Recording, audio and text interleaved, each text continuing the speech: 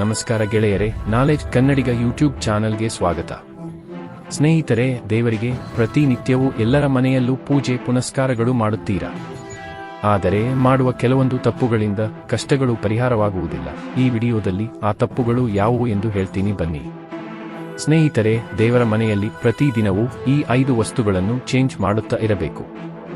ದೇವರ ಮನೆಯಲ್ಲಿ ದಿನನಿತ್ಯ ಚೇಂಜ್ ಮಾಡಬೇಕಾಗಿರುವಂತಹ 5 ವಸ್ತುಗಳು ಯಾವುವು ಅಂತ ನೋಡೋದಾದರೆ, ಮೊದಲನೆಯದಾಗಿ ಹೂವ. ದೇವರಿಗೆ ಕೆಲವರು ಪ್ರತಿದಿನ ಹೂವ ಇಡುತ್ತಾರೆ. ಆದರೆ ಕೆಲವರು 2 ದಿವಸಕ್ಕೆ ಒಮ್ಮೆ ಅಥವಾ ವಾರಕ್ಕೆ ಒಮ್ಮೆ ಇಡುತ್ತಾರೆ. ಆದರೆ ಪ್ರತಿದಿನ ಹೂವ ಇಡುವವರು ಪ್ರತಿದಿನ ಚೇಂಜ್ ಮಾಡುತ್ತಾರೆ. ಆದರೆ 2 ದಿವಸಕ್ಕೆ ಒಮ್ಮೆ ವಾರಕ್ಕೆ ಒಮ್ಮೆ ಇಡುವವರು ಚೇಂಜ್ ಮಾಡುವುದಿಲ್ಲ. ಆಗ ದೇವರ ಮೇಲೆ ಇಟ್ಟಿರುವ ಹೂವ ಹಾಗೆ ದೇವರ ಮೇಲೆ ಇರುತ್ತದೆ. ಈ ರೀತಿ ಮಾಡಬಾರದು. ಏಕೆಂದರೆ ಈ ರೀತಿ ಹೂವಾನ ಚೇಂಜ್ ಮಾಡದೇ ಇದ್ರೆ ಮನೆಗೆ ನೆಗೆಟಿವ್ ಎನರ್ಜಿ ಬರುವ ಸಾಧ್ಯತೆ ಇದೆ. ಹಾಗಾಗಿ ಅಷ್ಟ ಕಷ್ಟಗಳನ್ನು ಅನುಭವಿಸಬೇಕಾಗುತ್ತದೆ. ಇನ್ನು ಕೆಲವು ಬಾರಿ ಹೂವ ಫ್ರೆಶ್ ಆಗಿ ಇದೆ ಬಿಡು ಅಂದುಕೊಂಡು ಹಾಗೆಯೇ ಬಿಡುತ್ತೇವೆ. ಆದರೆ ಅದು ತಪ್ಪು. ದೇವರ ಫೋಟೋಗೆ ಹೂವು ಇಲ್ಲದಿದ್ದರೂ ಸರಿ, ಒಣಗಿದ ಹೂವನ್ನು ದೇವರ ಮೇಲೆ ಹಾಗೆಯೇ ಬಿಡಬೇಡಿ. ಇನ್ನು ಎರಡನೆಯದಾಗಿ ಬಂದು ನೀರು. ದೇವರಿಗೆ ನೀರನ್ನು ಎಲ್ಲರೂ ಇಡುತ್ತಾರೆ. ಒಂದು ಚಿಕ್ಕ ಗ್ಲಾಸ್ನಲ್ಲಿ ಅಥವಾ ತಾಮ್ರದ ಪಾತ್ರೆಯಲ್ಲಿ, ಹಿತ್ತಾಳೆ ಪಾತ್ರೆಯಲ್ಲಿ ಹಾಗೂ ಬೆಳ್ಳಿ ಪಾತ್ರೆಯಲ್ಲಿ ನೀರನ್ನು ಇಡುತ್ತಾರೆ. ದೇವರ ಮನೆಯಲ್ಲಿ ಸೂರ್ಯ ದೇವನಿಗೆ ಅಂತ ನೀರನ್ನು ಇಡುತ್ತಾರೆ.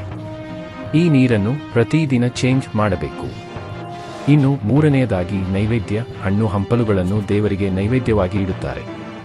ಕೆಲವರು ಅಂದೇ ಅದನ್ನು ಪ್ರಸಾದದ ರೀತಿ ತಿನ್ನುತ್ತಾರೆ. ಆದರೆ ಕೆಲವರು ದೇವರ ಮುಂದೆ ಇಟ್ಟ ಹಣ್ಣುಗಳನ್ನು 1 ವಾರ ಆದರೂ ತೆಗೆಯುವುದಿಲ್ಲ. ದೇವರ ಮುಂದೆ ಹಾಗೆಯೇ ಇರುತ್ತದೆ. ಆ ರೀತಿ ಮಾಡೋದ್ರಿಂದ ಯಾವುದೇ ರೀತಿ ಪ್ರಯೋಜನವಿಲ್ಲ.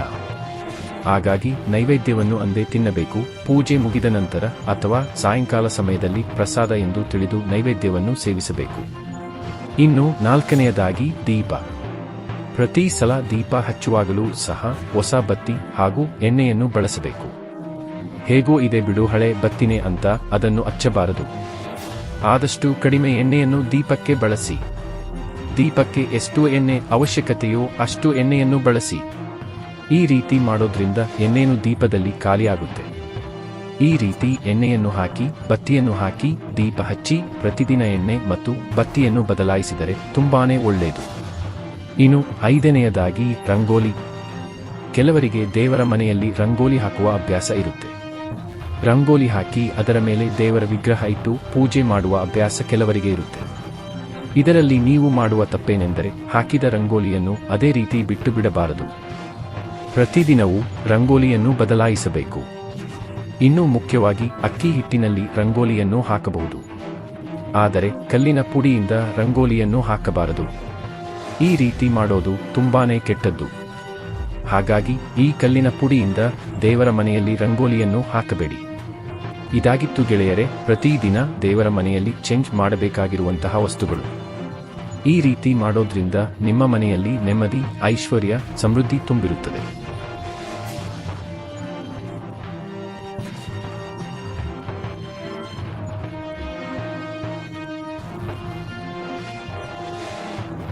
ಇನ್ನು ಈ ವಿಡಿಯೋ ನಿಮಗೆ ಇಷ್ಟ ಆದರೆ ಲೈಕ್ ಮಾಡಿ, ಚಾನಲ್ನ ಸಬ್ಸ್ಕ್ರೈಬ್ ಮಾಡಿ ಹಾಗೂ ವಿಡಿಯೋನ ಶೇರ್ ಮಾಡಿ. ಧನ್ಯವಾದಗಳು.